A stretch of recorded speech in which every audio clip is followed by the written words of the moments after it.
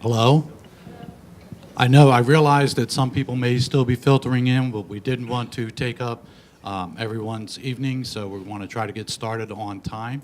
My name is Raymond Jack. I'm the Director of Public Works. I want to thank all of you for attending this evening, the informational meeting on the Main Street Corridor project area.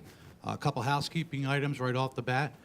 For those who aren't familiar with the building, the men's and ladies' rooms are right down the hall on the right. FCTV is televising this meeting this evening, so if you have questions, there is a microphone here in the middle. We also have two portable microphones that we can bring around. So if you have a question, I understand you may be heard within the room, but they may not be able to hear you at home on FCTV. So please make every attempt to use a microphone or ask for a microphone. What I'd like to do is to give you an overview of why we're here to begin with. Long Pond is the town's principal water supply. And most of you probably know that we just completed construction of a $46.5 million water treatment plant up in the Long Pond watershed.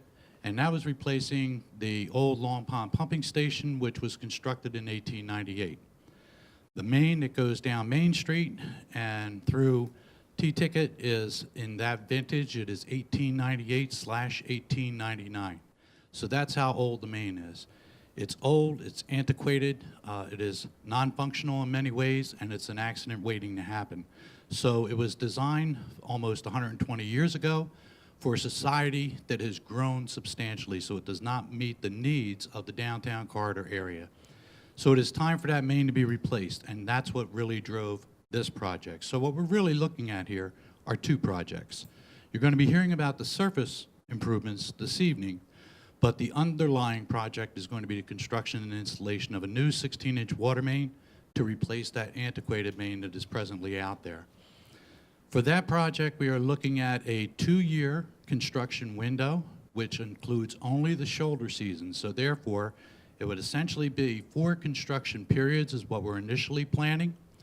And that would be something around March through May and mid-September through December, mid-December, of each of the next 2 years, starting in the spring of 2019 for the water main installation. Now, the hope is that we'll be able to accelerate that project and get it done sooner.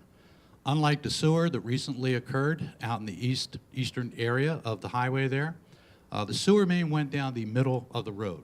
So that forced a complete closure of the road. Water main goes down the middle of a lane of the road. So that's going to, for all intents and purposes, be restricted to one side of the road. After the main is installed, then we had to put services in for the new main for every one of the buildings, whether they're commercial or residential, along the corridor area. Now that means that we're going to be ripping up Main Street, and that's the only easy way to be able to put it, and that's going to be fairly disruptive. In doing so, then you have to look at what's going to happen after that. It'd be very easy to just pave the road and be done with it. But if we're going to go through that level of effort and funding, the water main's going to be somewhere between $7 and $8 million. Then we're going to look at what we can do as far as the surface improvements go. So when we started this project, thinking of it that way, it became more than just the water main. Then the question becomes this. You're coming into town, you're at Route 28 and Terhune intersection. What to do? Where do you go? How do you get there? What are you looking for? If you think about that whole area where people start coming down, whether they're residents and or visitors, some people know shortcuts. Most don't know where the parking actually is. Many of the visitors get lost when they're going down Main Street. They have no ability to turn around without crossing traffic. Great example of a really successful business model would be the new Cumberland Farms that opened up in the eastern area of town there, because that is very, very busy all the time. And the bottom line is the Main Street is unsafe. And so what we're looking at with this phase of the project is to be able to start correcting the safety deficiencies, making it a more friendly place to be, more functional and efficient way to travel for both pedestrians, vehicles, and bikes. So that's one of the primary goals there. So from a corridor perspective, the study starts at the Terhune intersection, goes down to the Main Street area, then turns left to go east, all the way out to Oxbow area. And then if you were also at the intersection of Terhune, if you go left down Jones Road through the Stop and Shop intersection, that whole area is a box. And that's what the study area was intended to look at as far as how to properly move vehicles and people through that area safely.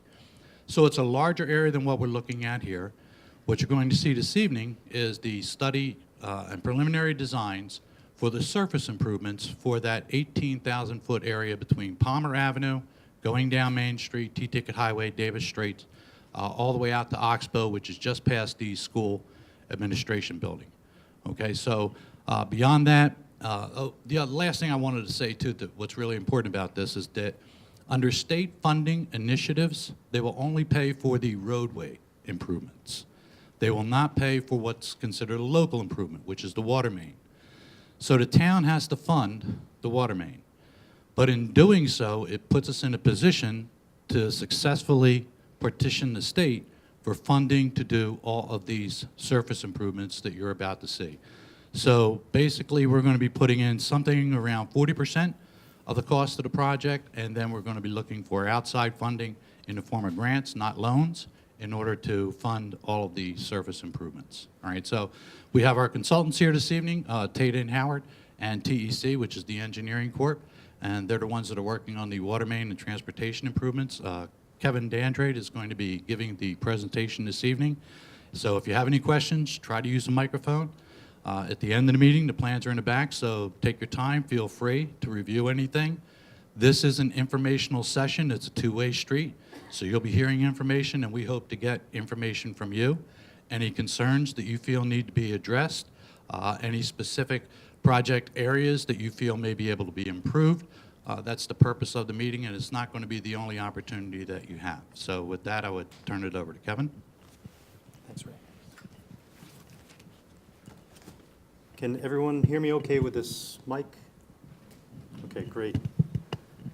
Good evening. My name is Kevin Dandrade. I'm a principal at TEC. We're a consulting engineering firm. And we've been working with Tate and Howard, who is the lead consultant working on the heavy utilities, the water main improvements. We were brought on as a sub-consultant to focus on the transportation aspects. This is something where you are our client through the Department of Public Works and Mr. Jack. But ultimately, we work for the town to advance the improvements, whether it's utility infrastructure or transportation infrastructure. We are experts in both fields. We are MassDOT pre-qualified. So we do work all over the Commonwealth, all over New England for that matter, in solving challenges associated with utilities or transportation. So with me tonight, Patrick O'Neill from Tate and Howard, Jonathan Rockwell from my office at TEC. We have a large team behind us that works on the details of the design, the data collection, the analysis. But the good news is that we're early in the process, but we have some ideas. And as Ray Jack mentioned, this is a two-way street. So we want to make sure that we can use it to learn from you, but also so that maybe you learn things about the project that we might consider moving forward with. We're really looking at three different areas for the Route 28 corridor. They're in three distinct sections. So there's a section here through downtown from Palmer out to more or less Falmouth Heights Road. Then a second segment from Falmouth Heights Road right in front of Friendly's up to more or less Sandwich Road, where that veers off to the left. And then the third section, because it changes characteristics from commercial to more residential, from here to the northeast up to Oxbow Road. We are kind of leapfrogging over the section that MassDOT just recently completed at Jones Road. So when you look at the scale of the types of improvements that we'd be looking to do, it would be more or less an extension of those same types of features that you see recently implemented. It's things like updated traffic control, updated signs, markings, multimodal accommodations so that we're not just focused on the vehicle like consultants and agencies may have been 30 plus years ago, but looking at all the different types of users of the roadway. We have Main Street, Davis Straits, and T-Ticket Highway as those street segments that make up the Route 28 corridor. Our goals, and Ray mentioned a few of these already as far as The fact that we have an opportunity to try to have cost efficiencies, to try to consolidate the types of work that may occur within 28 by trying to coordinate with the water line replacement. It's a great opportunity where if you have to rip up the road, well, let's put it back in the right spot with the right features. We want to make sure that we can address safety concerns, and many of those are noted not only locally but at the state level, as certain segments of the 28 corridor popped up on what they call a high crash list, where it has the potential to see significant improvements, sometimes with minor changes, sometimes with more infrastructure changes or traffic control changes. We want to look at those multimodal features, as I mentioned, so that today there are certain segments where sidewalks don't exist, bike accommodations aren't there, and we know that we have a lot of both of those users. We also know that we have transit in the area, and we have high traffic volumes. Also, knowing that accessibility is a need in every community, and with trying to do upgrades at the same time, so that whether it's the American with Disabilities Act or the Massachusetts Architectural Access Board requirements, or AAB, that looking to update those facilities so that they are compliant. It's a requirement for any of us, whether municipal, state, or as consultants helping them, that we upgrade facilities to have a compliant facility, whether it's for those that are visually impaired, those that may be in a wheelchair, or others, that those features are up to current standards. We also want to look at opportunities throughout this corridor, and many of you have seen it. Sometimes it happened over decades, but with commercial developments come many successive driveways, one after another. And are there opportunities to try to consolidate driveways where maybe those two adjacent business owners have separate driveways today, but they could have one in the future? In some cases, that may actually potentially increase their parking supply on the site, to look at opportunities like that. So as far as what tonight is all about, this is an opportunity for our team to listen. So after this presentation, we hope that you will use the microphone and be able to tell us things that you've observed or things that you see as potential improvements, so that we can use that to bake into our planning and design process to make a better plan. This is also maybe an opportunity for you to understand some of the aspects that we've already dug into, whether it's crash statistics or the like, certain things that we see as professionals that need upgrades if we're going to touch the roadway. Also to know about the next steps. But what this meeting is not, is this is not a final plan, and this is not your last opportunity to provide input. As one of my business partners says, we're blessed with 2 ears and 1 mouth, so play the odds. So we like to go into every project by listening so that we can do a better job of serving you as a community. For what's been done to date, there have been several documents that have been published, and I have a folder of a number of them right here. We have with us in the room Steve Tupper from the Cape Cod Commission, and their group at a regional level has also presented several documents over the past number of years. Many of these groups, agencies, whether it's the Massachusetts DOT, Cape Cod Commission, the town of Falmouth, and others, different advocacy groups, the bike groups, everybody working together to try to identify current challenges, but also potential solutions. So this item here, the road safety audit, this is actually a formal process that we go through when the state identifies these, and they have a GIS network up on their website where you could go in and see where the hot spots are in any particular town in the Commonwealth. But looking at whether it's vehicular crash clusters, bike clusters, or pedestrian crash clusters that highlight the need to take a closer look. So we put a group of emergency service professionals together, consultants, DPW staff, police, fire, to take kind of a holistic look at multiple perspectives for what may be the cause of certain issues, and I talk about potential improvements. We've done full roadway survey from pretty much the start to the end of the corridor. That includes property research, locating every utility pole or edge of road, so that we have a very good understanding as we sit here today for what those features are that are part of that Route 28 corridor.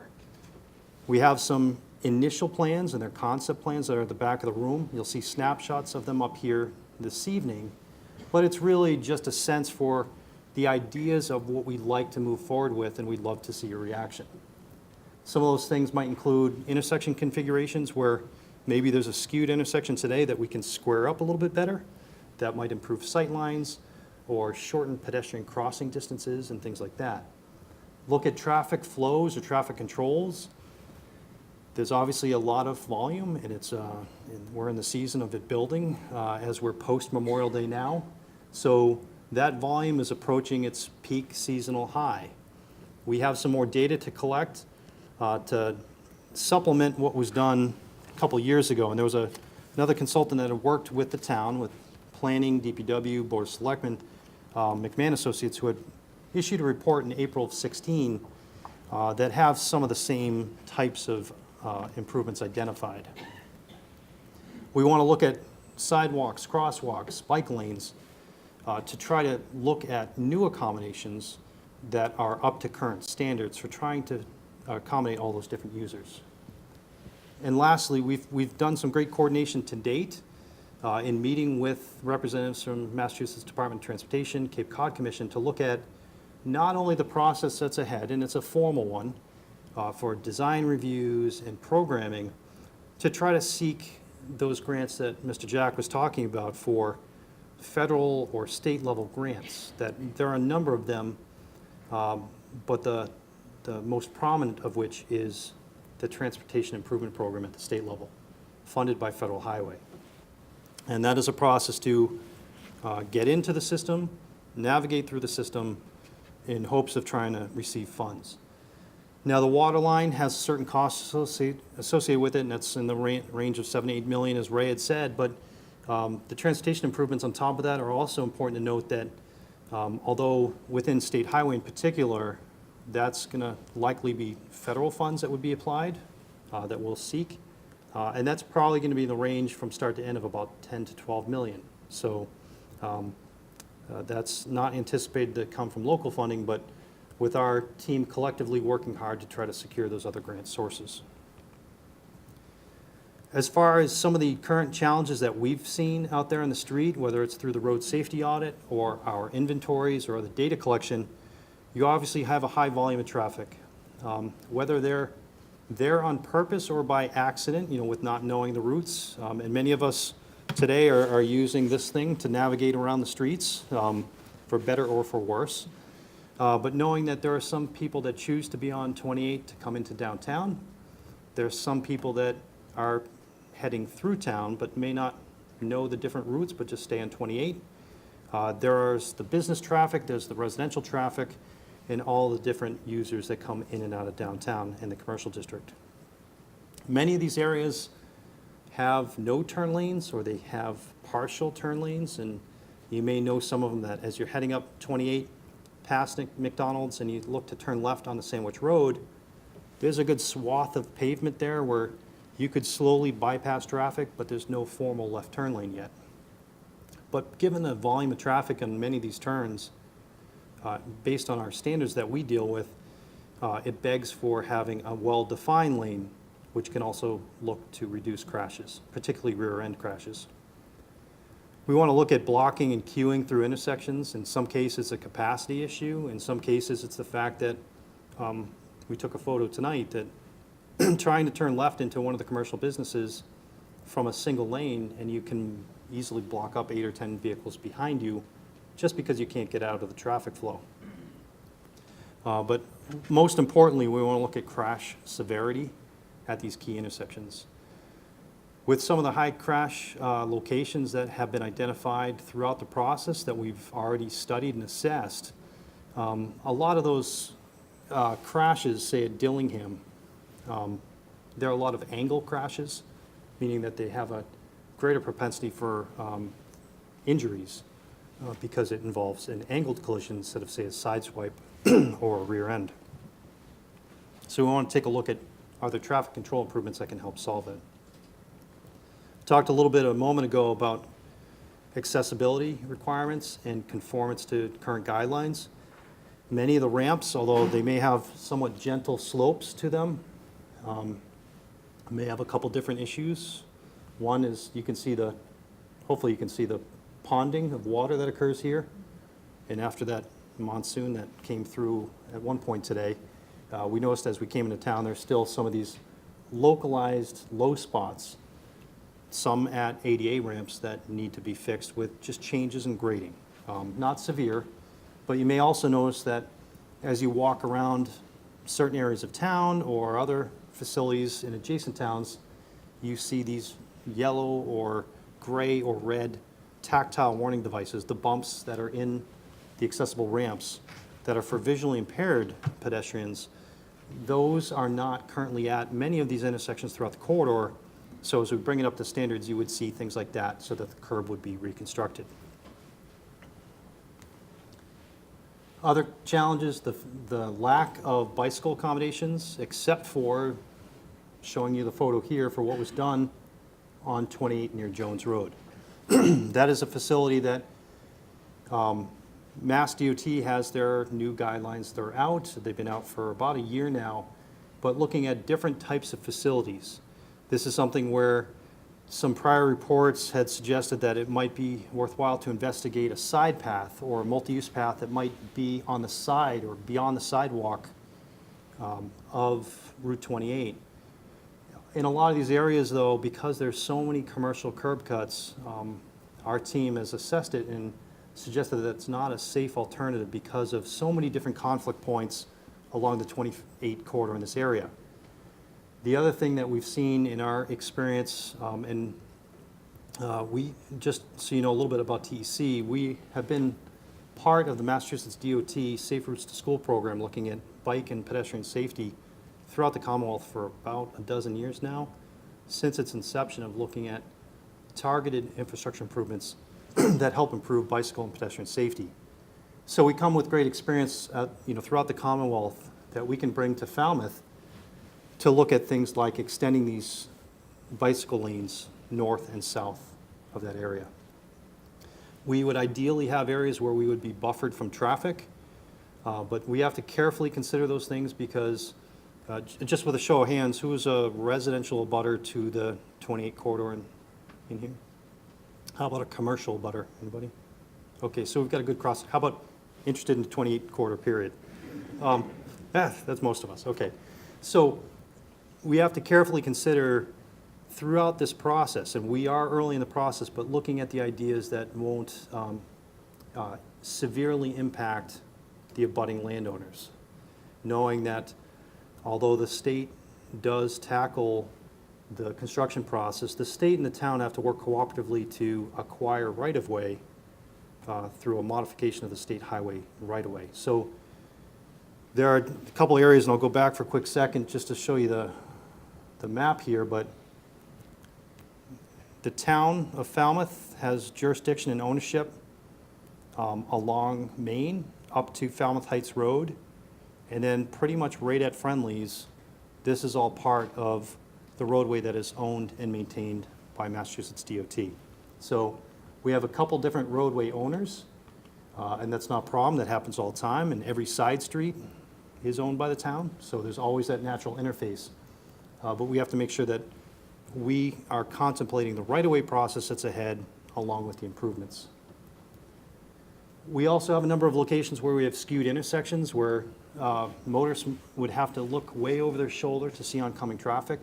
And for a lot of older drivers, those movements can be challenging. So we look at not only improving it for all users for looking at sight lines. The more squared up you are, the better sight lines you have versus looking far over your shoulder. We also have a couple areas, you'll see it in a moment, where we have offset side streets or offset driveways, where if they can be aligned, it's more predictable for traffic to know when and where to turn.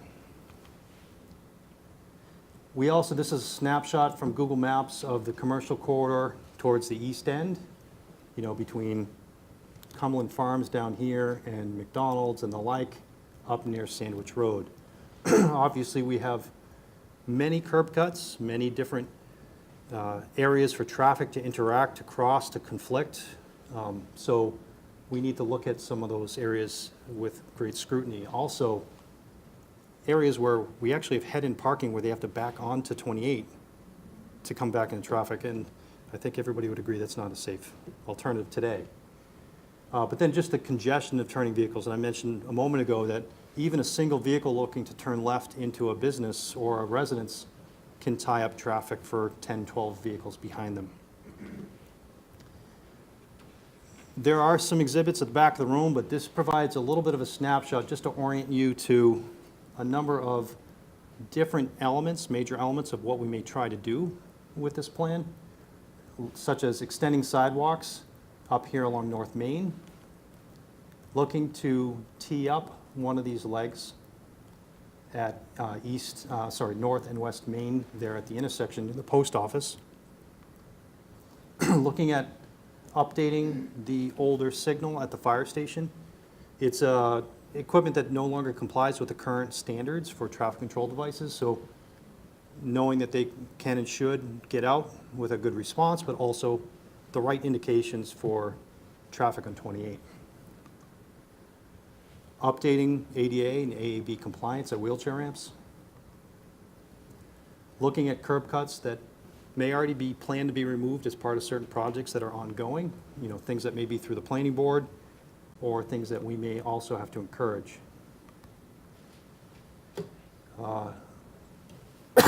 Excuse me. Providing better lane definition where Main Street meets Palmer, with that skewed intersection, traffic coming around the turn with lots of high volume, but looking at squaring it up a little bit better, maybe shortening a couple of those pedestrian crossings, and ultimately calming traffic. This is a section of the street as you know it today, downtown. So we've got generous sidewalks. We have a buffer that might be there for street lights, utilities, etc., fire hydrants. We have parking on both sides, and we have 11-foot lanes in both directions.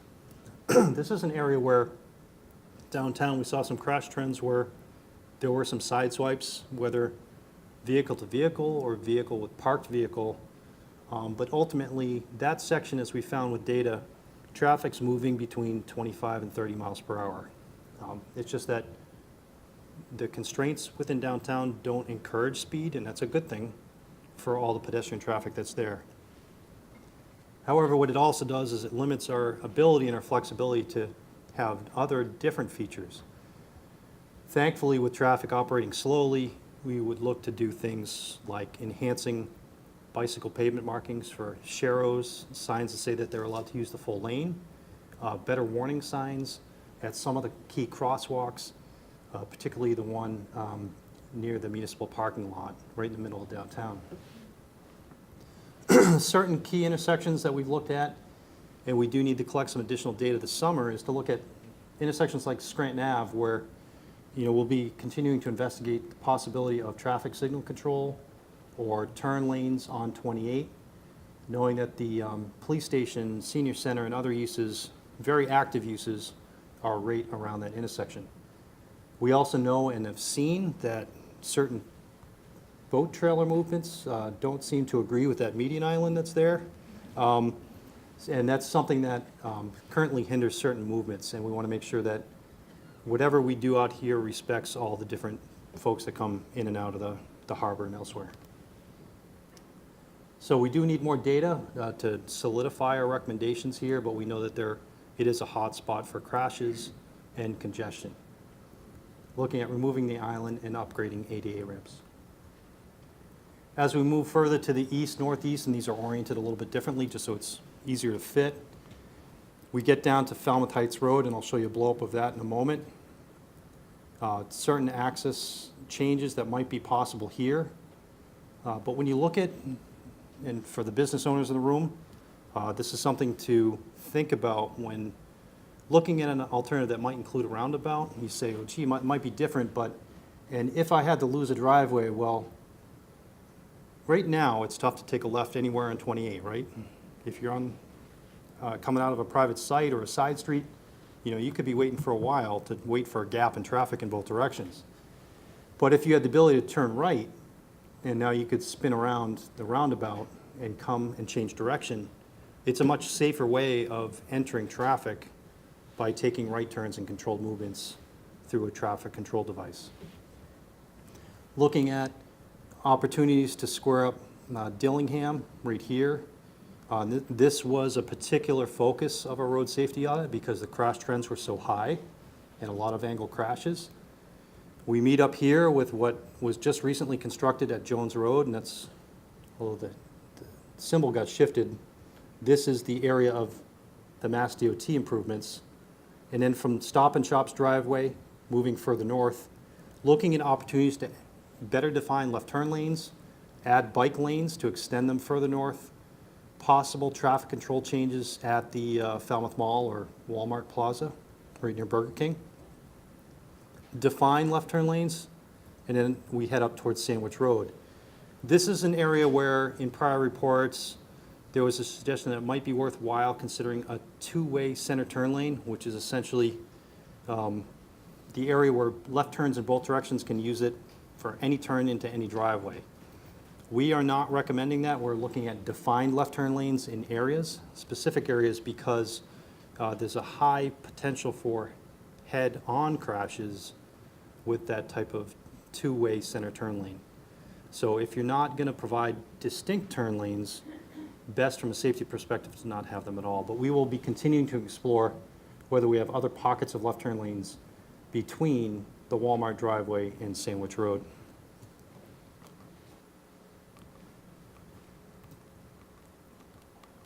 Forgot to flip through these before.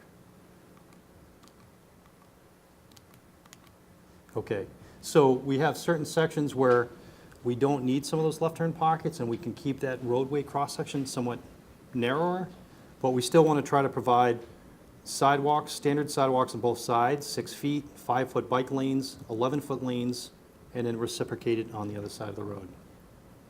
In cases where we have a left turn pocket, each would be widened by about 11 feet, so we would have a distinct left turn lane in one direction or the other.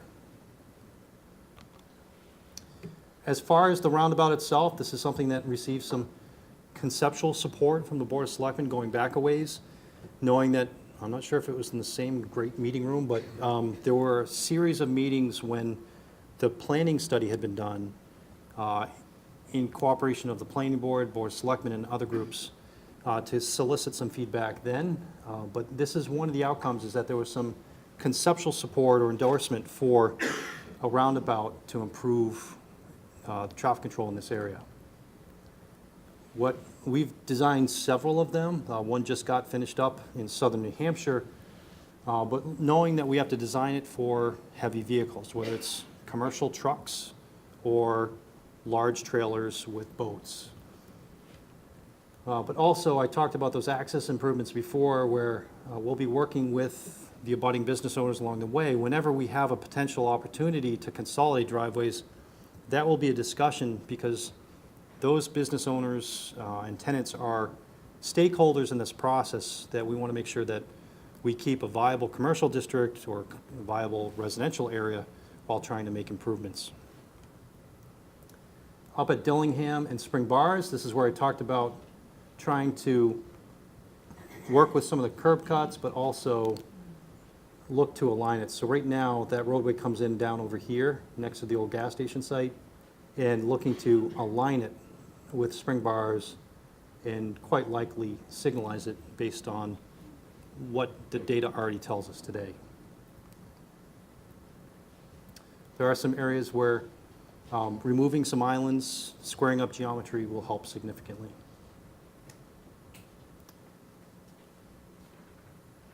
Talked about the area in front of Walmart and Burger King. Similarly, upgrade all the sidewalks. In some cases, the sidewalks exist, but they're in rough shape or they're not compliant. Keeping left turn lanes, but distinct left turn lanes. There's a pedestrian signal and crosswalk there that we're going to look to shift and square up and possibly signalize that major driveway there. And now from Sandwich Road northeast, looking at providing that dedicated left turn lane. It actually doesn't require much in the way of a widening there because it's already pretty wide. Looking to look at signal warrants, although there's not a whole lot of left turning traffic coming off the side street. A lot of that is coming down and turning right here today. and I'll show you a couple geometric alternatives that we're looking at. New sidewalks, and this is an area where there's no sidewalk today, but I think right about this point, it starts out as maybe 2 feet wide, and then gets up to about 4 feet wide. So that's a facility that many, many years ago, MassDOT had looked at some improvements out here. This is really rekindling that effort, but with other enhancements and upgrades based on new standards. And in some of these areas, we may be able to preserve some of those existing utility poles and locate a sidewalk just behind it, and try to provide a grass buffer where the right-of-way is a little bit more generous up here so that the walking experience for the pedestrians is a little bit better by being offset from traffic a little bit. Looking at Mara Vista, that the signal today doesn't have left turn lanes on 28, so that could be an enhancement that would improve capacity there. Areas where we may lose the grass buffer to just try to limit right-of-way impacts. And then looking at bike lanes throughout the project, again, up to its northerly terminus. Similar cross-section that we're talking about on T-Ticket Highway in this stretch, but knowing that we don't want to widen just for the sake of widening. We only want to widen to provide those accommodations, whether it's for bikes or pedestrians. These were the two alternatives I mentioned briefly, knowing that we've worked with the town, that the impression of the way Sandwich Road works today, it's a fairly efficient right turn. And you can see where it comes in today at the skew. So we don't want to lose all the benefits of the ease of that right turn movement from the side street onto 28 southbound. So this is one alternative where we may have a couple islands but keep more of that skew. But we have another one where it's more squared up, more of a standard intersection. But we, as I mentioned before, we will also be investigating traffic signal control at this location. The prior study that was done had started to explore the potential for a roundabout, but there would be more significant right-of-way impacts because that would have to move up into that open space in front of the school administration building. Having standard T intersection here, or even with some of a skew, it more or less maintains that same footprint. In some cases, the paved area may actually shrink a little bit from where it is today.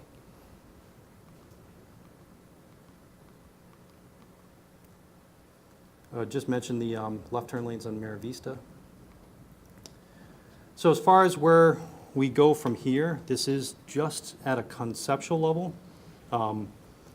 We have a process in front of us where we're going to be collecting data to substantiate more of the intersection needs, whether it's Scranton or Sandwich Road. Some of that data that was done in that McMahon report is now over 3 years old, so we want to make sure that we're dealing with the current conditions. It's also a requirement of MassDOT.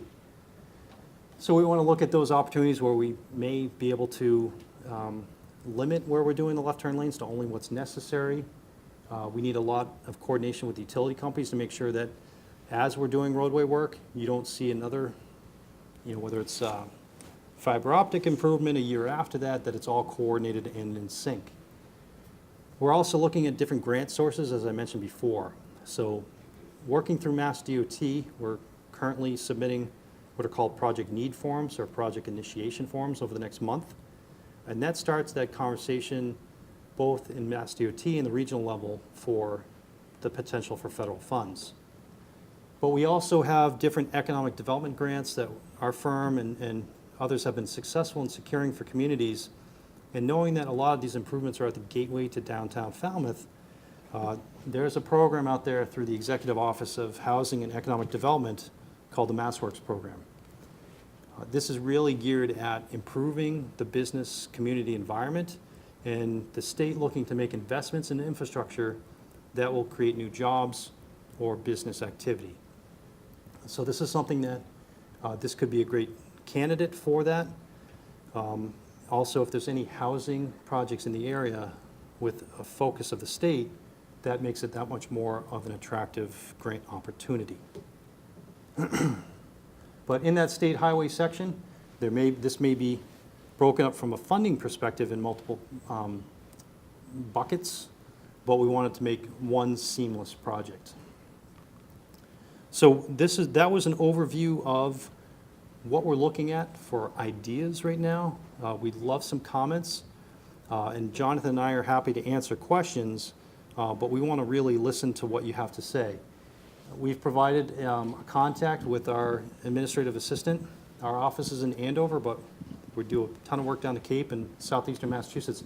But Megan, M. Fleming at theengineeringcorp.com, if you forget something after tonight and you want to email her, she's going to coordinate it for us so that we can keep a log of public comments for when they came, who it was from, and how we might be able to wrap it into our project or have a response for any of you. So that's it as a summary, and thank you for listening.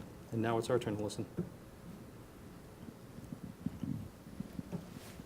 What about the healthy trees on Route 28? There's a bunch of healthy trees that you probably feel like you have to cut down, and they're been healthy elm trees for a long time. So that's part of it. Is there are you talking about right downtown? No.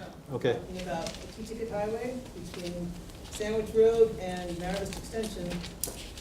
There are two very healthy American elm trees that, if you're going to widen it, you probably cut them down. The question for any of those that couldn't hear, maybe at home, that question is about impacts to healthy, mature street trees. That's something that we work very closely with, and not only us, but any reviews that we do with Massachusetts DOT, looking to work with an arborist if there's the opportunity to save it, how close are we getting the root systems. There may be impacts in that stretch, but with the base plans that we have, we've only shown it with, colored lines on the plan now, but we closely review when we get to the next stage, which was what we call a 25% plan, how we can save any trees that we can. And we've been creative in the past with a lot of sidewalk jobs, roadway projects, to try to save those trees wherever we can. But it's something that our team takes to heart, and I know the town does, and try to minimize those impacts. Yeah.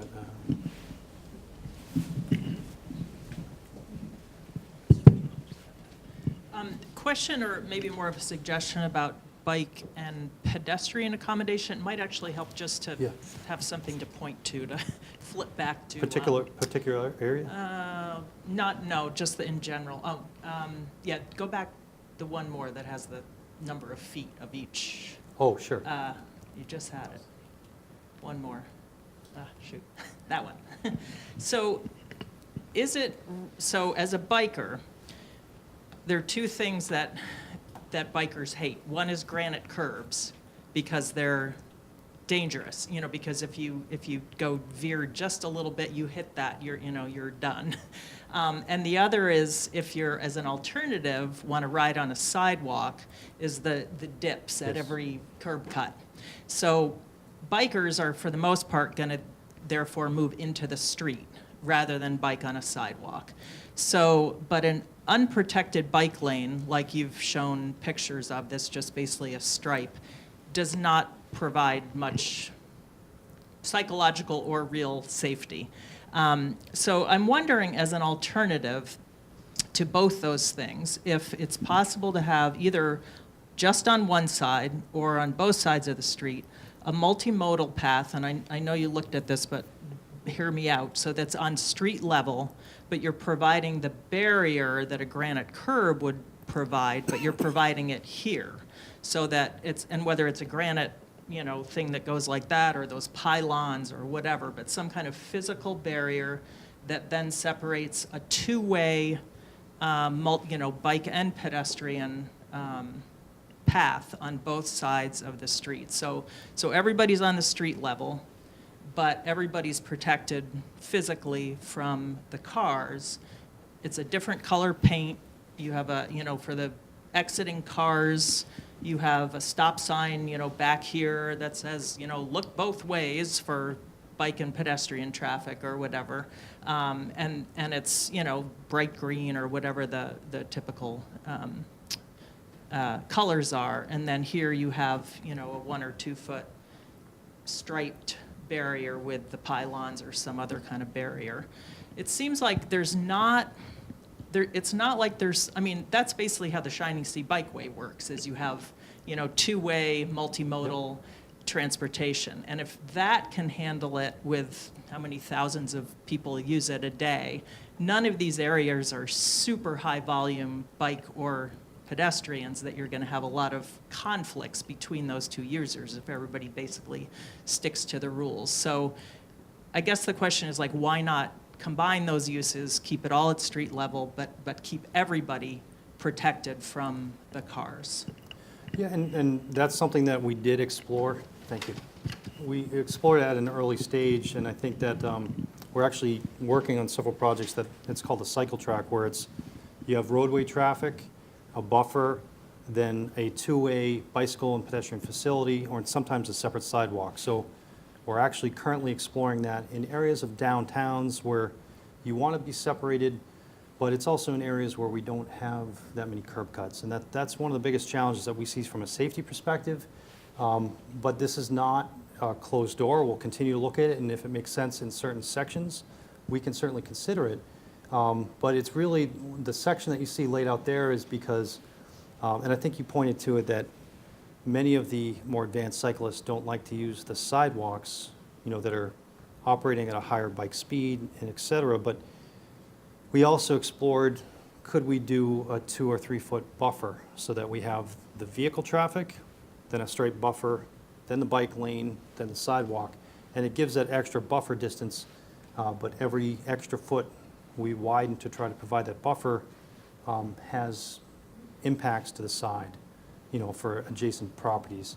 This is early in the process, so it may flex from here, but as far as our rationale for creating the current concept was that there's only so much room, but my personal concern about it was impacts with, you know, if you have Burger King, Walmart, the side street, and then you've got the little park just north of there, and then you've got McDonald's and a couple others that high volume, you know, whether it's drive-through uses or whatever, that constantly traffic coming in and out, that would conflict with a two-way facility.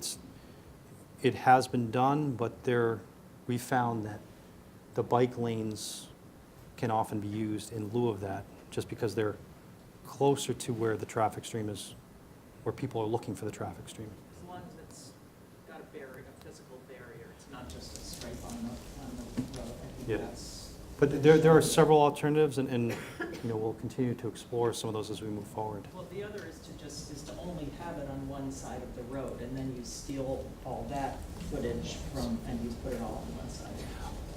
And I agree with you in concept. The problem is that, at least for sidewalks, we'd want to make sure that those are on both sides. And it's something that MassDOT requires for the complete streets, having sidewalks on both sides unless you get a waiver to do so. And with all the different uses where somebody may want to stay on that side, it's a challenge to create a situation where we focus on only one side of the road and then still have the goat path where people walk off the curb line on the other. So through the process to try to seek federal funds, it's quite likely that we're going to be mandated to go with sidewalks on both sides. Yes. Thanks. I'm Scott Lindell, Chair of the Bikeways Committee in Falmouth here. Thanks for showing us many of the improvements that are going to be made here.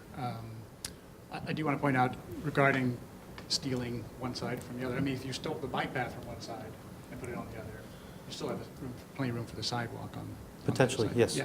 So you'd actually save some room here. You'd only have 15 feet dedicated to bike lanes and sidewalks instead of 20. But yeah, okay, sorry. Oh, that's right, yeah. So I should be addressing everybody here, sorry. I'm a little puzzled by the curb cut problem, because we're going to have that regardless of whether you have bike lanes. We're going to have bike lanes and pedestrian traffic. Is it the issue that it's two-way? Do you think that's just be too confusing for drivers to be able to get out? Potentially, but also the offset from the road. That means stop bars are set back on the side streets or driveways that much further back. 5 extra feet. And in our experience, they end up creeping across that zone anyway. versus getting up closer to the edge of a curb line. And I forgot to address your comment about vertical granite curbing. I'll get to that in a second. But knowing that from a practical matter, most roadway users, vehicle users, are creeping into a space only because they'd have to get closer to the vantage point of where they could see oncoming traffic. So that's between that and just the conflict of crossing, looking both ways when Right.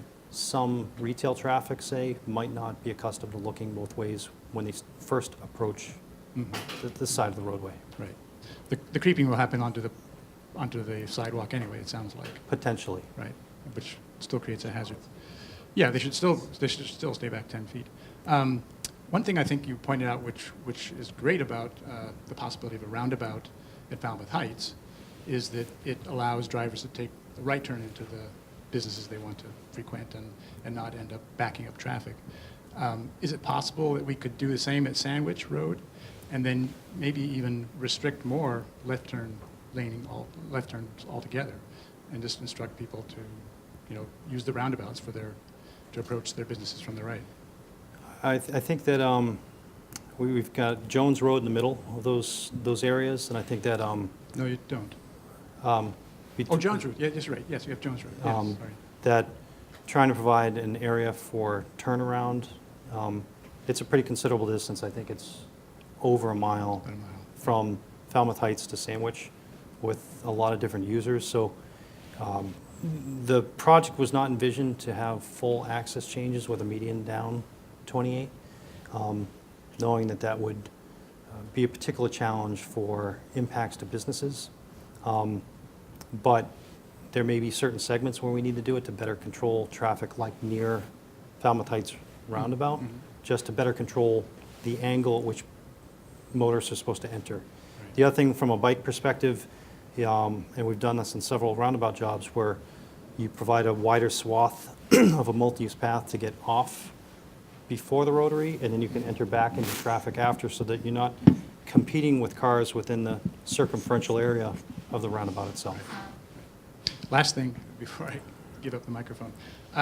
Could this be an opportunity to bury utility poles too, which are sometimes frequently in the way of sidewalks and also potential storm damage? That hasn't been contemplated as part of the current scope. We have worked on several projects that adds multi-millions to the assignment, and it's also not normally paid for by Mass DOT. So I think if all of us would agree, if money wasn't an issue, then it'd be part of every project. But that's not currently part of the scope, but we'll review it with DPW. Thank you very much. Thank you.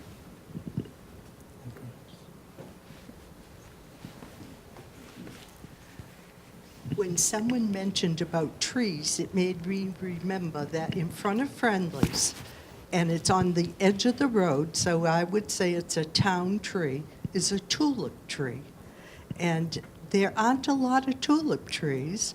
It's not blooming right now. It should be, but maybe this is its year off because it bloomed beautifully last year. Okay. Yeah, because So please don't take down that tree. we'll take a close look. Hi, my name's Dennis Murphy. I've had a front row seat at that Falmouth Heights Road intersection for over 20 years now, because my real estate office is right there. My first concern, and I don't think this is the right place for it, for Raymond Jack, is that if you're going to dig up that road, you have to fix the drainage issue right there.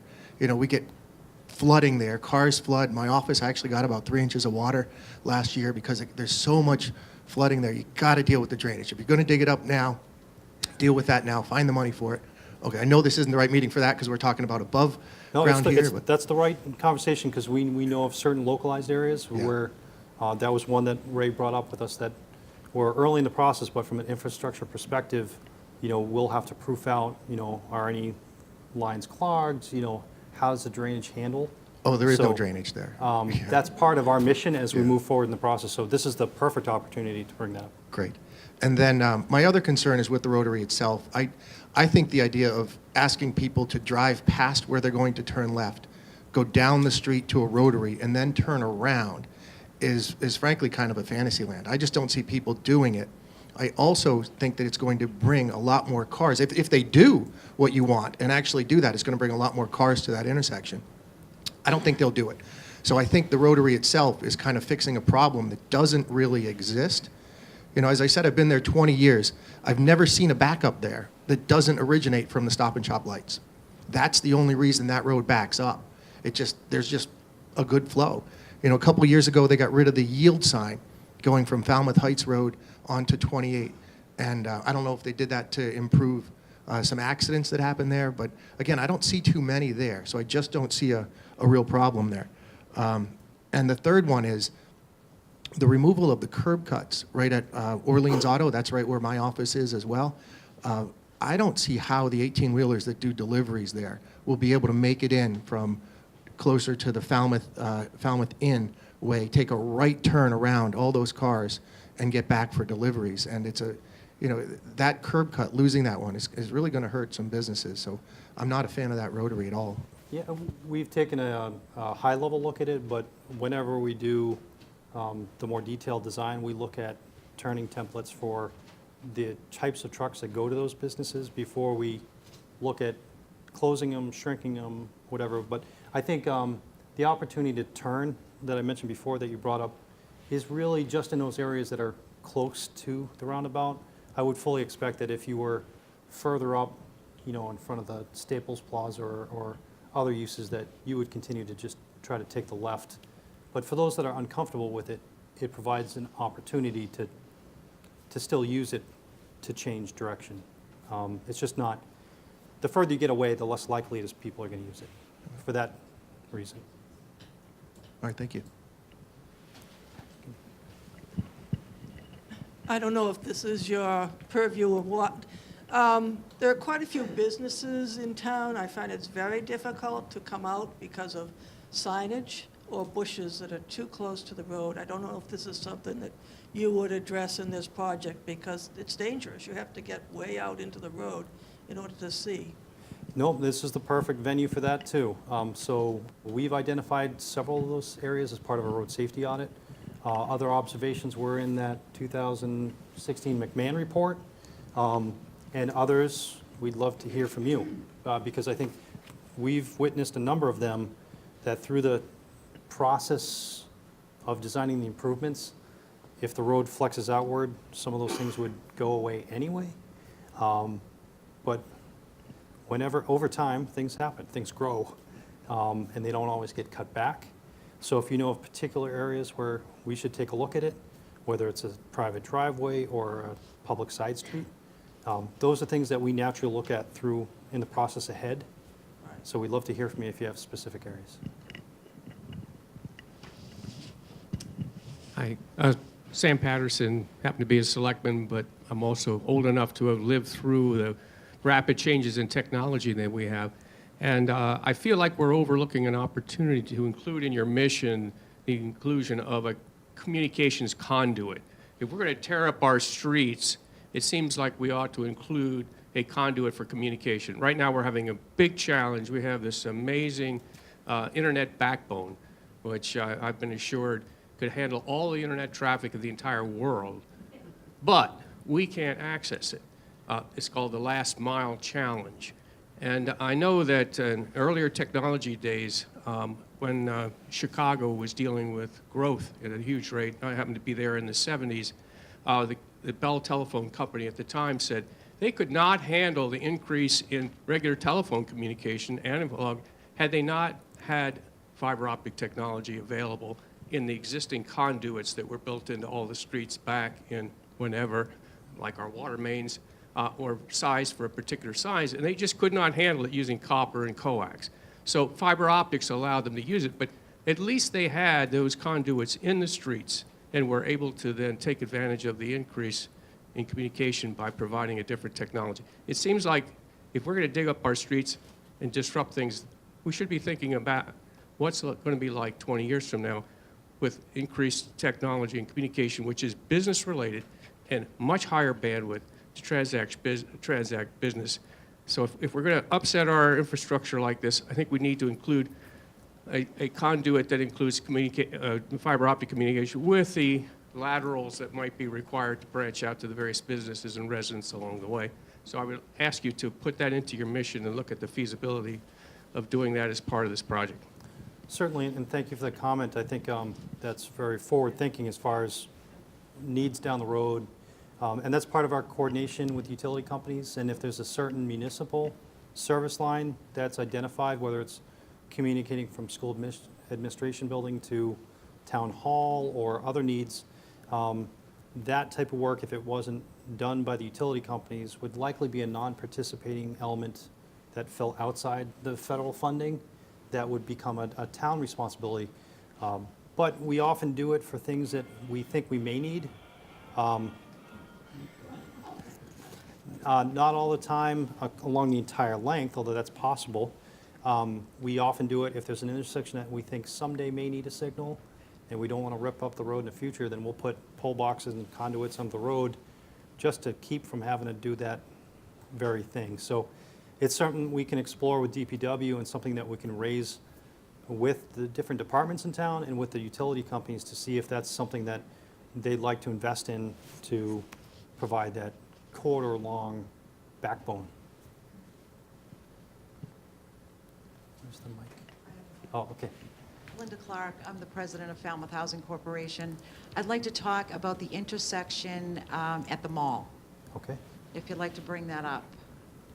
I'm not sure if you're aware, directly across from the mall is 122 elderly affordable units. Okay. 83 of them are owned by Falmouth Housing Authority, and 39 are owned by Falmouth Housing Corporation. We use that area as an easement. I'm in and out of there on many occasions, and it's very, very difficult. It's dangerous.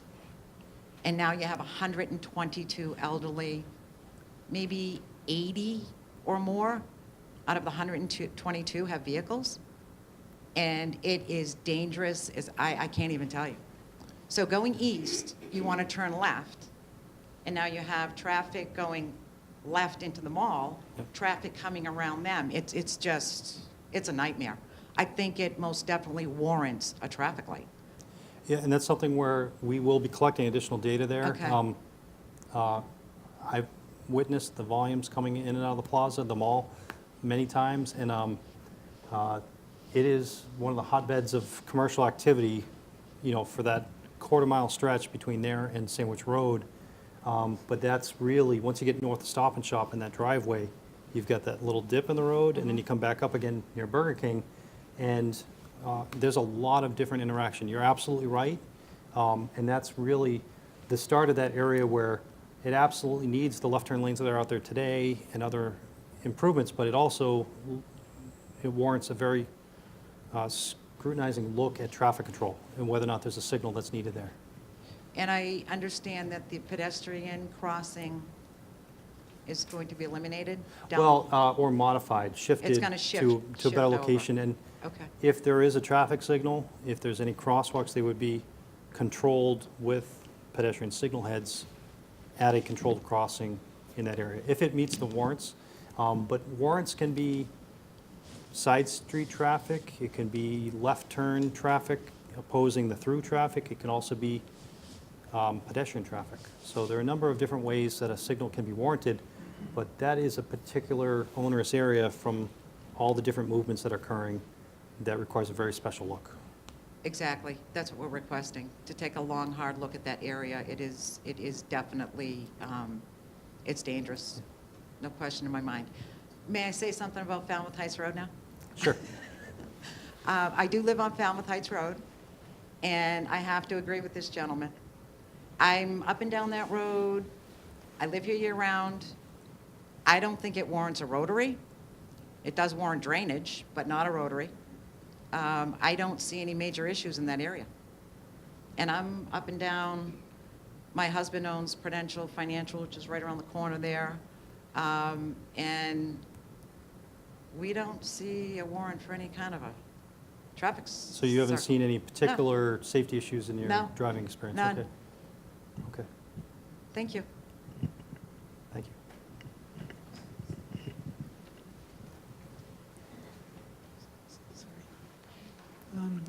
I'm Bob Good. I bike on the bike path quite a bit, and I'd like the idea of being able to bike from the bike path toward town. And you've only talked about 28A and not about, say, Catherine Lee Bates or Jones Road, any of the others. Is the plan just 28A, or are you also considering other areas as part of an overall traffic pattern plan? Right now, our focus is 28 only because that's where the waterline improvements are, but that prior study that I'll flash around here, this is the one that was done in April of 16. It did identify other opportunities or potential improvements that might involve Catherine Lee Bates. There are opportunities to improve the bike network or walking network on that road in particular that may come subsequent to this project, concurrent with this project, but there are a number of needs that may be on parallel roadways that may be part of the downtown mix of needs, but may not be the focus of a particular assignment right here and now. But there may be opportunities to look at wayfinding signage, which could be for vehicles to use Jones Road potentially, or bicycles that may want to use Catherine Lee Bates to try to bypass some of those sections of the narrow corridor on 28 through downtown. It depends on, you know, a lot of different communities, and MassDOT, because we're doing some in downtown Springfield, Massachusetts right now, different wayfinding signs that may be of a different scale for pedestrian versus some of those wayfinding signs for bicycle users, versus other signs that may be in different locations for vehicular traffic. But it's not dismissing the needs of other potential parallel roadways, it's just that our focus is really on 28 for this assignment. My name is Marianne Gould. I have a question about a pedestrian walkway, let's say where the old Radio Shack used to be, or Rockland Trust Bank there, and then across to the shopping center. We often park and then we want to go to cross and we can't cross because it's so busy. That's, you know, you have your little rotary there. So Yep. just to the right of the little rotary, can we have a crosswalk there so that it's safe to cross to go there? Because That- literally I have to hold the traffic to run across. Yep. Well, you're brave. Yeah, that's why I run. We're actually looking at that very thing in that area, and we have to be careful about where we put crosswalks, because if we put too many, traffic will become callous to them. But we're looking at providing them and potentially signalizing Dillingham and Spring Bars so that there's a space between Falmouth Heights Road and Jones Road where there's a well-defined intersection that can have pedestrian signals to cross. Correct, yeah, Christmas tree shop, you have the liquor store. I mean, from Dillingham to go all the way over to where Staples is, that's a long walk. I mean, where would you consider, you considering it from Dillingham? Is that where you want it? That would be one of the locations. Let me go back to the overview. Dillingham. I'm talking closer to where he had the rotary thingy. So somewhere in this Like area. where Rockland Trust is, or, yeah. We can take a look as we advance the design. Starbucks across the street, just if you didn't want to move your car to the other side, you could just walk. Wouldn't that be nice? Yeah, the park once philosophy, yes. And that's what we hope along the corridor, is that it becomes more of a comfortable walking or biking corridor, so people feel comfortable to park and then just get out of the car. But there may be areas where, depending on the particular desire lines from land use to land use, we can take a look to see if there is an intermediate crosswalk that, with the normal signs or some sort of other push-button activated sign, we can investigate whether or not, because we need some additional data in that area, but that, we'll take a close look. Hi, my name is Michael Feingold, and I just wanted to point out, the other day I was going past Starbucks, and I noticed that there were cars out in the middle of the road waiting to make the turn to go into the Starbucks drive-up. So how is that rotary going to help? I can just see people backed up in the rotary. I'm talking about right here. Right here. That's something that, are you seeing that on a frequent basis for traffic backing up onto 28 from the drive-through? Yeah, well, I've only noticed it once, but it's not even summer yet, is my point, I guess. Okay, I mean, we'll take a look, because obviously with any lanes that we identify or access tweaks for any of these sites, we'll take a close look at that. It might be a combination of that plus working with that business owner to look at, are there any different ways to stack queuing that may make that more efficient on their site, to keep it on their site rather than on the roadway. But that's an important observation that we may not have seen when we were out here, but is important to hear. So along those lines, where will we find information? Will it be posted to the town website or a different location? That's a good question. So tonight is a public informational session. It's a listening session for us. As we move forward, there will be meetings that are required through the process. So as we advance into 25% design, there would be another even more formal meeting than this. That's called design public hearing. So anything that involves funding through Mass DOT as part of what they call a TIP job, or a Transportation Improvement Program project, it's mandated that you have a design public hearing. Chances are, with other changes in traffic control between State Highway and the town section, there would be other public meetings, maybe like this. Needs from a traffic control, traffic commissioner perspective, from a Board of Selectmen perspective, certain things that we'll need from that board over time as we move forward. We are very early in the process, but it's something where, as we get important updates, we get the next set of plans. After Mass DOT takes a look and starts to refine things with us, those are normally posted by our municipal clients on a website or other places. So, Hi, right here. Hi, I'm Dylan Fernandez, one of the state reps in the area. Thank you for hosting, thanks for listening, and we're looking forward to seeing the second draft when you take into account all of our comments. Falmouth's a biking community. It really is. Biking's not only a big cultural driver here to help us with our health and well-being, but it's really a huge economic driver in the region, and Falmouth has a reputation statewide as being a biking community, and a lot of our local businesses in downtown areas will attest to that bikers come in and buy their scones or whatever they're selling. And so I just want to make sure and kind of piggyback on some of the comments here. I don't have a specific comment, but just more generally, I think it's really important that whenever, in all the roadways, that we have some form of bike paint, and where it's allowed, that we have a really kind of protective, designated bike lane to make bikers feel safe here, because the health and well-being of our community really depends on it. And also, we get a ton of money from tourists when our bike lanes and our biking infrastructure is sound and thoughtful and extensive. So we really hope that you take that into consideration on the final absolutely. plans. Yeah, and in fact, wouldn't it be great if we had better accommodations, if we could turn some of those car users into bike users too? So I have the mic. I'll pass it up there afterwards. Sorry, have a seat. Pamela Rothstein, and I'm a member of the Bikeways Committee. So I have a general comment and then a specific one. And forgive me, I came in a little late, so you may have addressed something, and if you did, just simply tell me. I wanted to say, first of all, like Dylan, that redoing this major project brings so much possibility to a town that has possibility. And one area where we could grow substantially and beneficially is in biking and pedestrian experience of our downtown.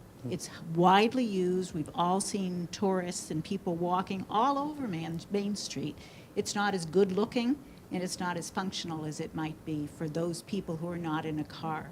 So I really urge you to take those aspects into consideration for safety and for functionality for everybody and for the looks of the project and the experience of walking. My specific comment is that a year and a half or so ago, I took to the Traffic Advisory Committee of the town of Falmouth the issue of crosswalks on Main Street between the post office and roughly Shore Drive or Gifford Street. Okay. Saying, I've lived here for 20-something years. And I observe all the time, especially in the summer, but at various times of the year, that we have so many crosswalks, but not a single one of them is appropriately signed, is visible to drivers. There are so many near accidents and so many accidents in that basically they said, you're right, and we're going to have a big redo of Main Street, so let's put this all off. So I heard that you had discussed maybe elevation or doing certain changes to the crosswalks, but I mean, there's so much that's wrong in a holistic way. So I really encourage you to take a close look at that, the way the traffic is designed, the lack of signage, period, so that drivers who are distracted by everything driving down Main Street, going too fast, there's nothing to calm the traffic, they don't see signs. People step out all the time. So that's not a good situation. So maybe you address this specifically. I had not, so. But there is a question. lot to be looked at in just that section between the post office, which is the only crosswalk that has the official signage, and Gifford Street. I'd be happy to talk to you some more. I mean, I had lengthy conversation with them a few times about all the ways from surface to signage to lights to whatever, while still maintaining the integrity of the looks of downtown, because it's heavily used, not only on the crosswalks, but the jaywalks in between. So Yeah, it's and I just think not too, there are working. certain ones that are more heavily used, like coming from some of the municipal parking lots out near Catherine Lee Bates and others where that funnel of pedestrians, we're required as professionals to look at the standard signs and markings Yeah. to make sure that we're responsibly designing Mhm. those things. And so not only from the ADA perspective for the ramps themselves, but combinations for signs and markings. So that's something that we do as natural practice of every day of what we do. But there were other recommendations, whether it was McMahon or even the road safety audit, where we incorporate ideas from multiple types of professionals and service providers like fire, police, Cape Cod Commission, Mass DOT, our consultant team, DPW, where different ideas and a raised focus crossing of the post office was one of those ideas that was brought up. So we will explore certain things in certain areas where there's particular focus, but signs and markings are standard where the road's going to get resurfaced, and when it goes back, we want to make sure it's standardized. Okay. And the other thing that came of that conversation was that there's a plethora of crosswalks. They're all used heavily because it's just a very successful business area, but each of them is slightly different and could accommodate different methods to make them safer. So no one way is going to work for all those crosswalks. I agree with you, and that's something that we'll have better definition at the next stage of design. But that's something that we focus on, is that the pedestrian safety aspects, particularly in the downtown. Yeah. So, Okay. Hi, Dan Roy. I live in Falmouth Heights year-round. And one thought I have is it looks to me like you're thinking of adding up to 3 more traffic lights. Now, the 2 traffic lights we have in town now, down in this area and on Jones Road, that's where all the traffic jams are, year after year. I mean, I just came here today, and it was 10-minute delay at the traffic light near the hospital. And to me, the easy thing is to add a traffic light. It would be much better engineering if you could figure out ways to make the intersections more safe without adding traffic lights. Because I think what you're going to find is people are going to want to avoid the area if it's full of traffic lights where you have to fight your way through just to go a half a mile or a quarter or a mile up the road. So I think it could hurt business to put more traffic lights in. I'm counting 3, 1 at Dillingham, 1 at the Walmart, and 1 possibly at Sandwich. Yep. I say good grief, and personally. And secondly, you'll certainly improve bike travel if you put all those lights in, because the cars won't be able to move. The other thing is, if you do end up putting lights in there, which I hope you don't, that they at least be some consideration given to making them only seasonal and not run 12 months a year where you're basically tying up traffic for no good reason. and you have excellent points, and I think that we don't lightly introduce them, and that's why we say potential, because sometimes you might be able to get away with one. It open up gaps for adjacent driveways or streets just by simply having one at Jones Road. That opens up gaps on occasion at the driveways close to there. But we don't do it lightly, and it's really, the safety is going to be the driver for any locations where we're looking at them, and not capacity, because capacity is constrained, particularly seasonally. And there's other things too that, we noticed today that there was one of the detectors at Jones Road was out. It was calling a phase, but nobody was there. So we can coordinate with the district office at Mass DOT and say, even in the interim, before summer gets here, you may want to just go take a look, because if there's a movement that's going and nobody's there, hey, everybody's sitting at the intersection for no reason, even if it's for 10 seconds, well, that's 10 seconds every cycle that we didn't need to do that. So we don't introduce signals lightly, and we'll be scrutinizing it. But the other thing is that when we put them in, the federal regulations that are out there, it's very abnormal to have a seasonal signal. Some cases where Federal Highway and the states have done research years ago that if the traffic can't have reasonable predictability when they approach a signal that it's always operating the same way, it presents additional safety challenges. But just know that we don't take it lightly. We'll be scrutinizing the data, and only if it's going to really improve the safety at that intersection would we look to introduce one. And I think there were a number of safety challenges today that were brought up. We know others from the data that we already crunched through, but we want to try to solve the safety issues. And from a technological perspective, there's the ability to coordinate signals, and even if it's not with a hard wire, by radio from one to another, where we can try to sync up the green time so that you can go from one to the next. It's something we routinely do for different roadway corridors if we have to add signals, so that at least if you're flowing, you can try to get through the next one as well. So, thank you for your comment. I'm just going to shift it to the other side of the room for a second, because I know some of these folks have been really patient for a while. Do you want to hand it to him after? Yep. Thank you. I had one comment, and I'd like to respond to the gentleman who talked about traffic lights. I'll do that first. The Dillingham crossing is hard vehicularly and also pedestrian and bicycling, and if it takes 30 seconds more to get from one part of town to the other, I think safety is paramount as far as that's concerned.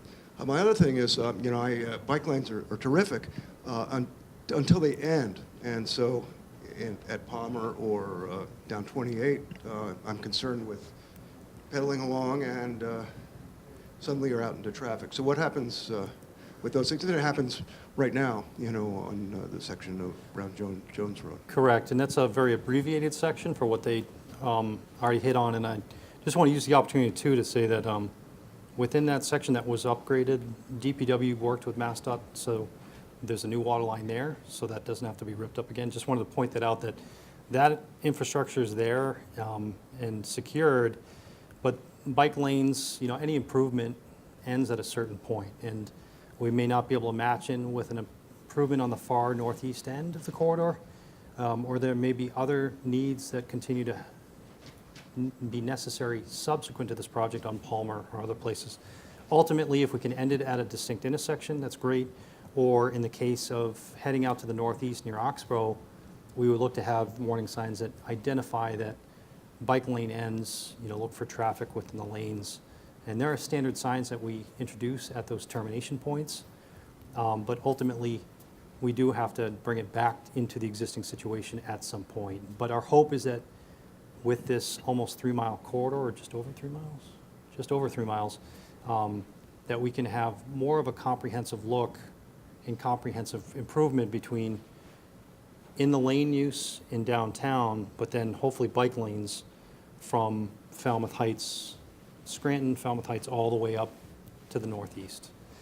It's one thing that is a particular focus of these funding sources, through the feds as well, and through Mass DOT as part of their complete streets policies, that we have them, and we need a really good reason to not do them for any area where we're trying to improve a road. So With that in mind, for the complete streets perspective, we want to try to do sidewalks on both sides and bike facilities, whether it's lanes, side path, whatever that we talked about earlier, a comprehensive bike improvement wherever we're touching the pavement.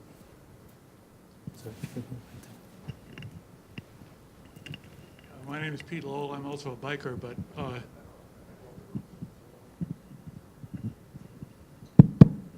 it's on. Thank you.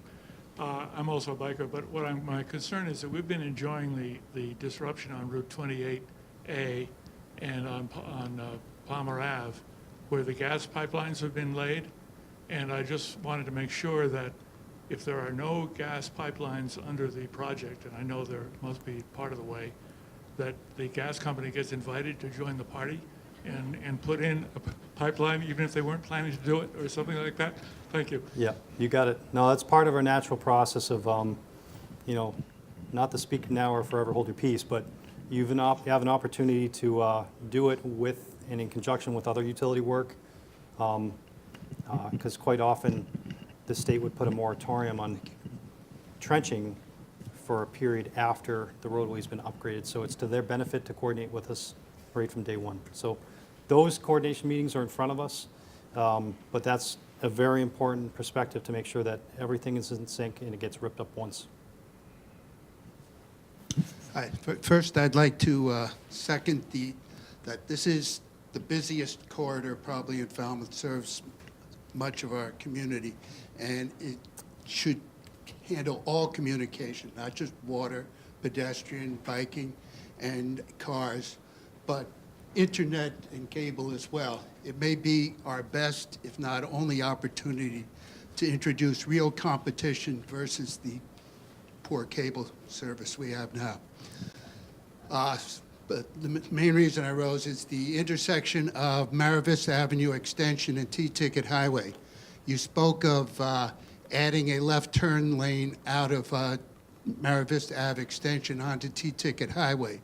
Probably the best way to accomplish that is to actually add a right turn lane from T-Ticket Avenue Extension onto T-Ticket Highway. Okay. In other words, widen the intersection in that aspect.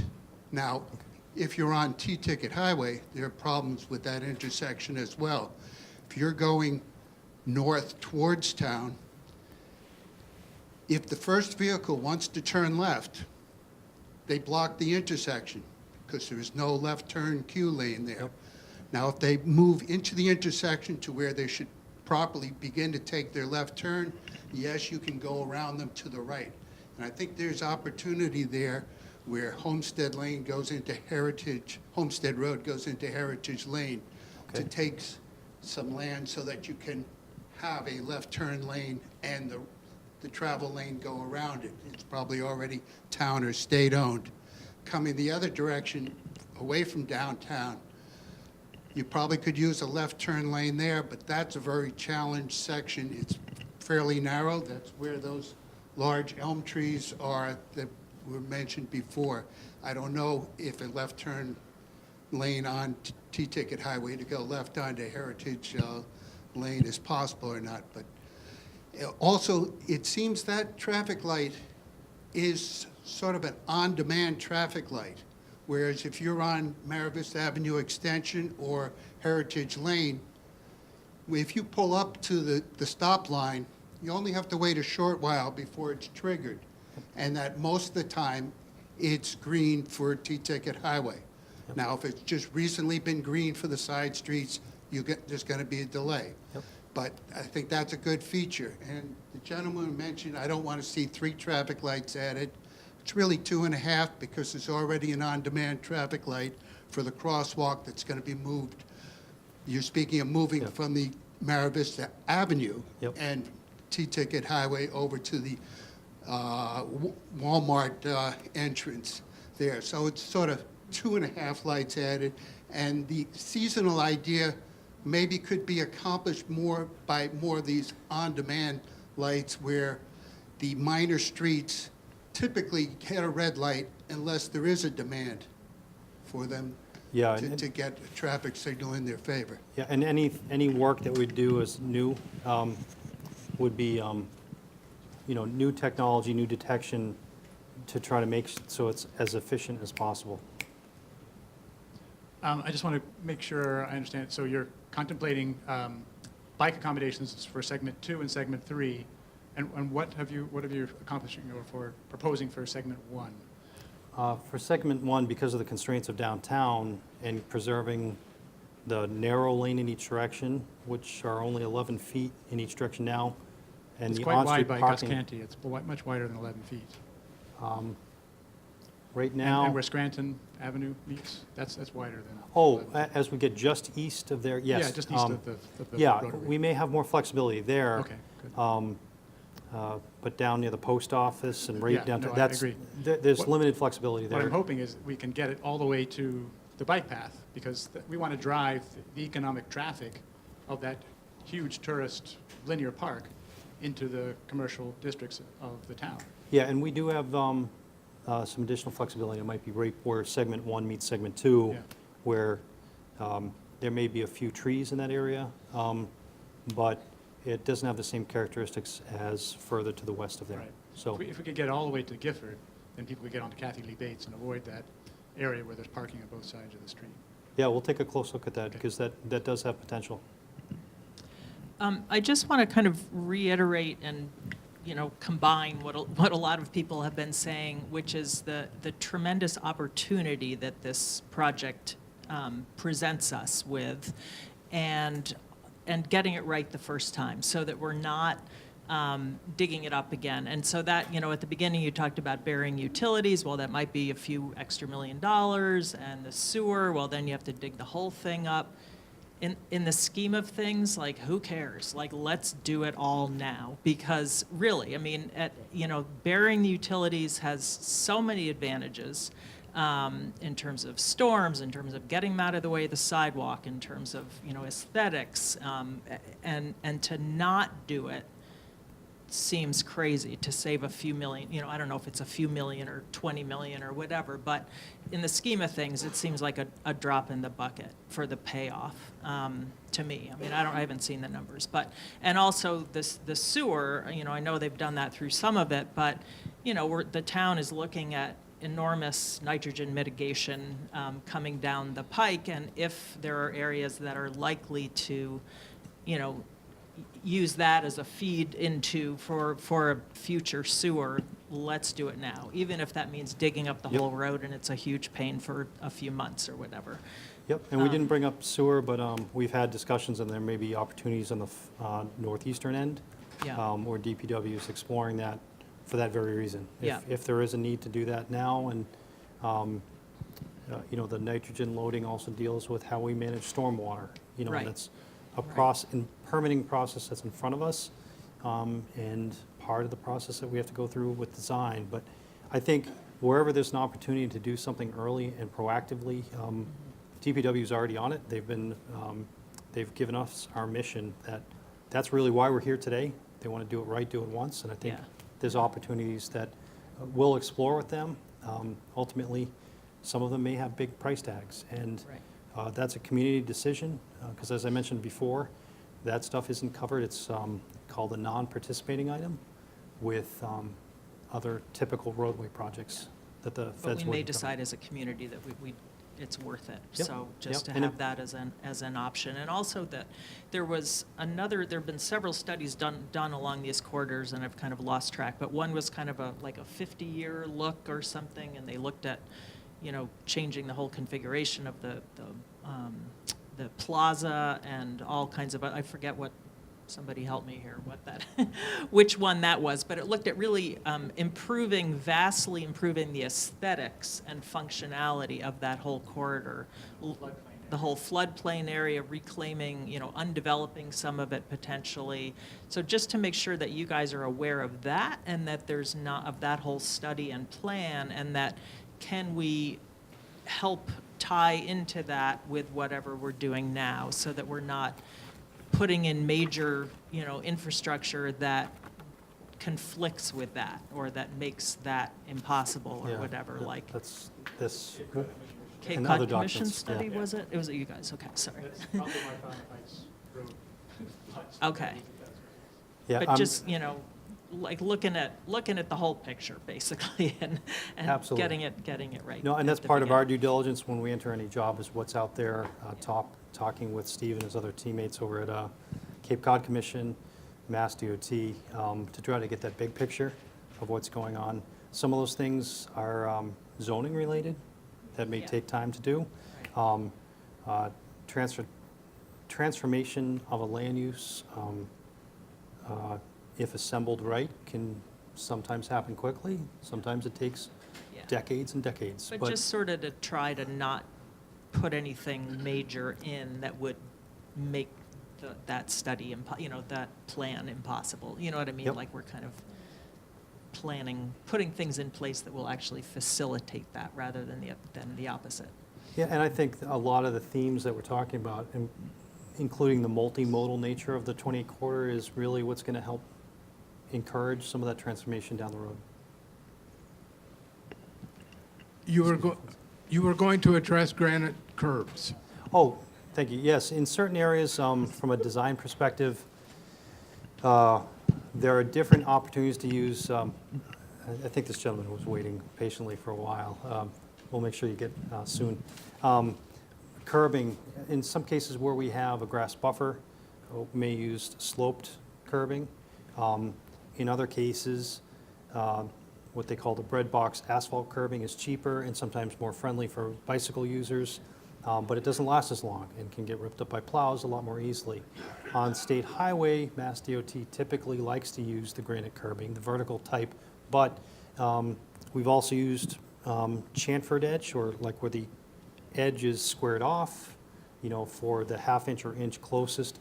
But anything like that you do, that increases cost. But there may be different things where treatments may vary from segment to segment depending on the width of the bike facility or absence of the facility, like downtown where you've got parallel parking where, we'd look to keep vertical granite curbing.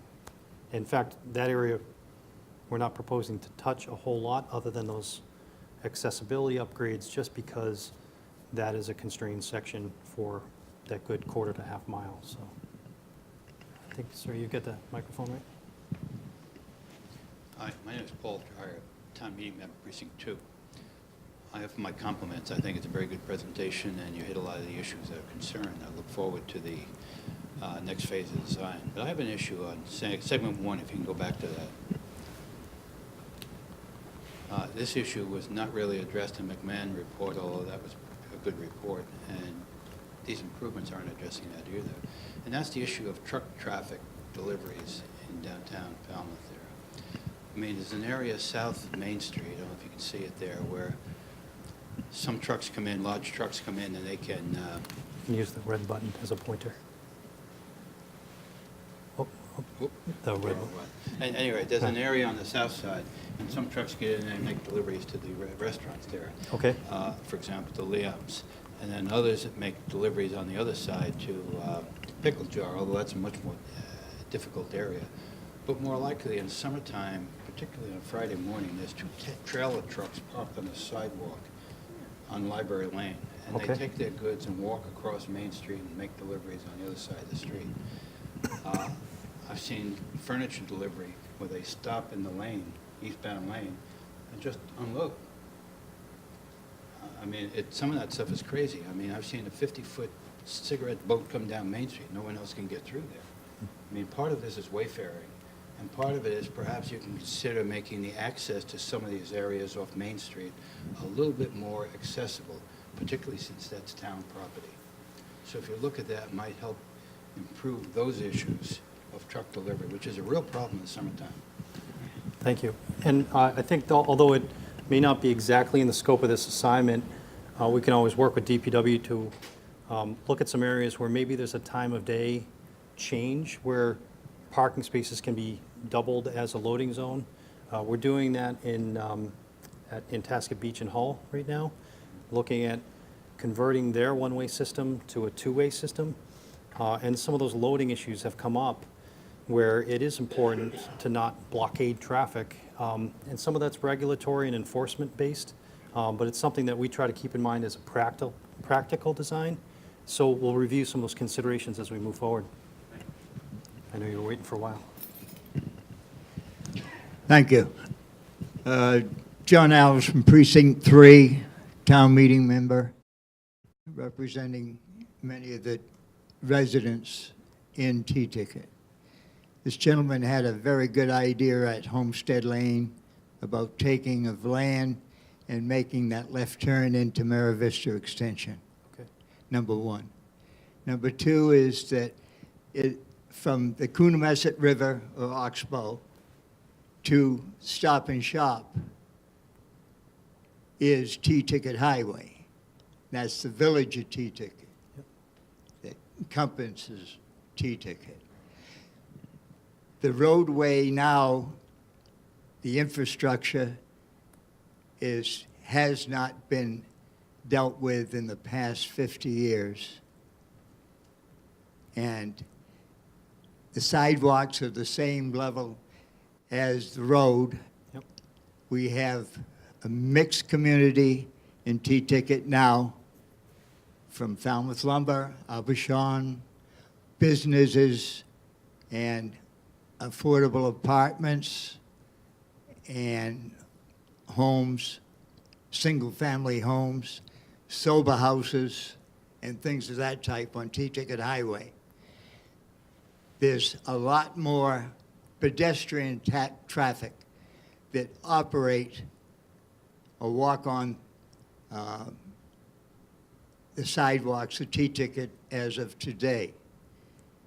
The amount of traffic has increased up to 30,000 cars and trucks per day going back and forth between Falmouth and Hyannis. That last survey. The T-Ticket Highway should be widened with turnoffs to the different businesses that in that area because of the fact that it holds up the traffic. There's school buses, there's local buses from Hyannis to Falmouth to Woods Hole that stop traffic. And this should be considered because of the fact that all of that will hamper the traffic patterns of T-Ticket Highway. Not so much concerned. I mean, it's terrible between Trotting Park Road, Sandwich Road, and Stop and Shop. I mean, it's a horrible place to go to try to get into town. You might as well take a bicycle. You probably beat the cars. However, there's no place for pedestrians now to walk on T-Ticket Highway. Yep. And especially we have children going to school in T-Ticket. School at the lights of Homestead, and they are walking because they're too close for a bus stop. And there's bus stops there for all the schools in town. Yeah, and it's a shame that right now there are missing sections, and that's what we're trying to do, is not only fill the gap, but improve the entire facility so that it would be a standard, 5 to 6 foot width throughout the entire length from end to end. Improve some of those crossings so that, maybe there's a refuge area as you cross Sandwich Road, with the sidewalk that doesn't exist that we can add near the administration building. Add a refuge so that you can cross essentially one lane of traffic at a time, look again, cross the next leg to make it safer. So we're looking at a lot of those things, but the sidewalk is today at the same level as the roadway, and it's not a comfortable experience. No, there's big ruts where children could get hurt. Yep. And there's many accidents that happen on T-Ticket Highway and people getting hit by cars because there's no place for them to walk. And this should be addressed because this is the concern of a lot of residents in T-Ticket because, let's face it, the road was once only for horses and carriages. Yep. And it doesn't take, you have to have an idea of how fast those cars are going by on T-Ticket Highway now. That's an old residential zone. Yep. And they're going 40 to 60 miles an hour. And that is a concern to all of the people that live there. Yep. And those are some of those things we're trying to address with the plan as we move forward. Yes, I can understand it, and been there for many years, so. Thank you. Thank you. Anybody else? Way in the back. Oh, I'm going to hit this gentleman first. Look at you. I don't need a mic, I don't think. The folks at home need it. My name is Henry Leeds, and I've lived here a fair amount of time, and I've put a lot of miles on in my 87 years. And I find that the width of the bike lane is something that really should be given serious consideration when you think that there are a lot of landscape trucks, which are 8 feet wide. That is, trailers are 8 feet wide. And you have two of those trailers coming opposite directions, and you're in a bike lane, you're in trouble. And I hope that, what is the minimum width that you're contemplating for a bike lane? Well, for vehicle widths, we usually don't go less than 11 feet wide for the travel lane for cars, unless it's a short left turn pocket. Maybe we'll go 10, but all the ones we're proposing are 11. And then for the bike shoulder is 5 foot minimum per Mass DOT Oh, that's standards. good. All right, and the other question I have is with regard to rotaries, or you call them roundabouts here. I've never found on a bicycle that I was safe in trying to make a turn around a rotary. When a car, because cars are always moving, and there's no opportunity, they don't stop. And the bikes, you just sit there and wait and wait and wait. And how are you going to handle that problem without having a traffic light?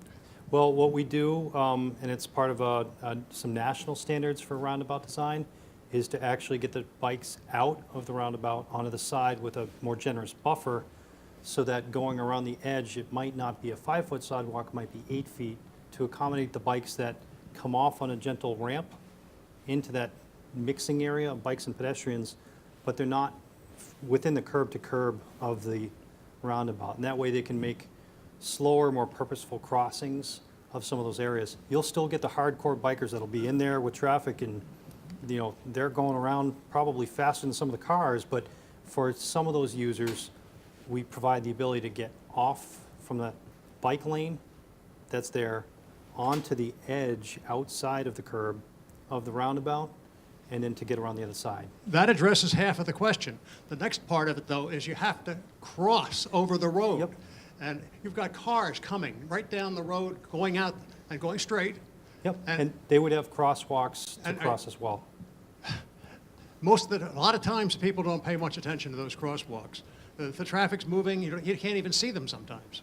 So anyway, I think that's something you should consider, that I don't think that circles are safe when it comes to biking.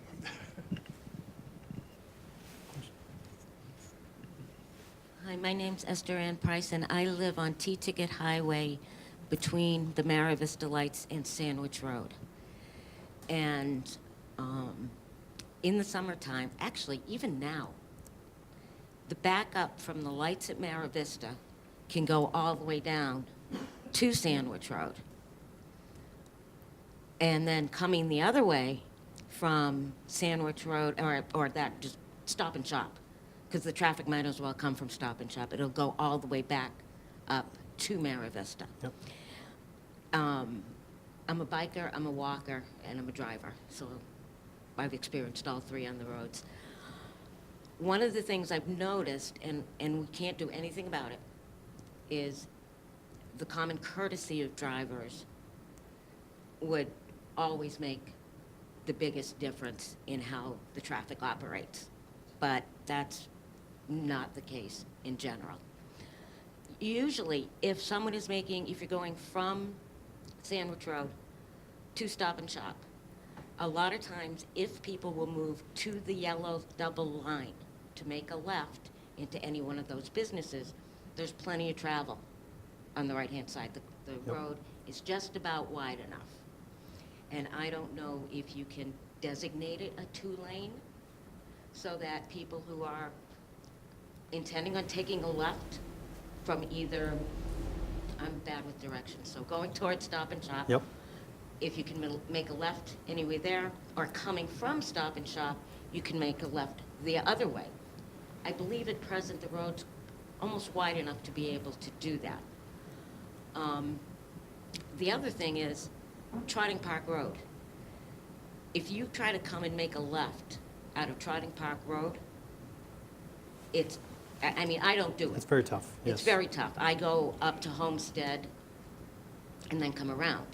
But I appreciate how you guys think those lights work. I watch it all day long because I see it right out my front door. And I've watched the accidents in the summer because people don't pay attention, the traffic's backed up. And I think a lot of that backup comes more from the Sandwich Road, Trotting Park area than it does between Trotting Park and Stop and Shop. And I believe you're correct in part that some of those backups where you can easily back up a dozen people very quickly by turning left into one of those driveways. So, and that's where I mentioned that that area is something that is a focus for trying to improve operations that don't involve the signal, but they're curb cut related, business access related, looking at those opportunities to try to provide a little bit of an extra buffer so that traffic can get around, which even with, it's not optimal, but using the extra width that we're doing for the bike lanes is extra width right there. That operationally is going to help, but this isn't a project that's meant to increase capacity, like to make it a super highway. This is really meant to maximize efficiency of what we have, maximize safety by introducing some turn lanes here, there, where it makes sense, but ultimately to try to, even some of the existing signals where there may be timing changes or detection changes and equipment changes that can further maximize, squeeze extra capacity out of an existing signal with other turn lane enhancements. Yeah. It's just more about traffic flow, because the accidents happen because people have been backed up for so long, and they see a light change, and they think they're going to make it. I mean, I've watched trucks go into telephone poles because all of a sudden the car in front of them stopped. So it's really movement more than anything else. Yep, you got, and trying to have orderly, predictable places to turn and the ability to get around them. Yep. Anybody else? I know we're getting late here. We do have some plans at the back. We have some sticky notes, so if you forgot something, feel free to write the sticky and slap it right down where it's of interest to you. We did provide I'll go to the end, and our contact info. I'm Kevin, that's Jonathan, and he was taking great notes. But if there's something after the fact that you think of, you can contact Megan at that email address or that phone number, and we're happy to incorporate additional comments as we move forward. Thank you very much. Are these plans also online for people to look at? When they're approaching the 25% design phase, they will be, yes. Yes. No. I do want to thank everyone for coming, and as I kind of alluded to at the beginning of the meeting, this is not the end, this is only the beginning. And no matter what the final product is going to be throughout the entire corridor area, the one thing that I can pretty much assure everyone is it will be safer, it will be better, it will facilitate multimodal transportation across the board in a much better fashion than we do now. Times have changed, traffic is increasing, and safety is a prime concern. So I think that overall, it's a great opportunity for a really great project in the end. So I just want to thank everyone for coming. Please take the information down if you have any observations or comments or suggestions. Let us know. All right? Thank you.